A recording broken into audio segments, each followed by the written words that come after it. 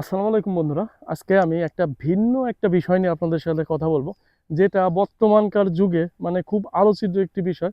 কৃষির ক্ষেত্রে, আধুনিক কৃষির ক্ষেত্রে আমি বলতে পারবো সেটা হচ্ছে সৌর প্রকল্প, মানে সৌর সেচ পাম্পের যে বিষয়টা।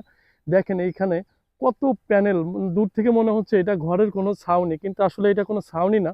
এটা হচ্ছে সৌর প্যানেল দিয়ে এরকম করা হয়েছে। আর হচ্ছে এইখান থেকে মানে বড় ডিপ টিউবওয়েলের মাধ্যমে পুরো একটা মাঠের যত সেচ ব্যবস্থা সম্পূর্ণ এইটা দিয়ে করা হয় আর কি। এখন যেহেতু 2 দিন আগে বৃষ্টি হয়েছে, এখন পানির প্রয়োজন নেই, এই কারণে হচ্ছে এটা বন্ধ আছে। কিন্তু দেখেন মানে এটা আসলে বর্তমানকার যুগে অনুসারে আর কি, মানে বাংলাদেশের ভিতর আমি বলবো যে মানে এটা বর্তমান অনেকটাই জনপ্রিয়তা হয়ে উঠতেছে আর কি, এই সৌর পাম্পগুলা।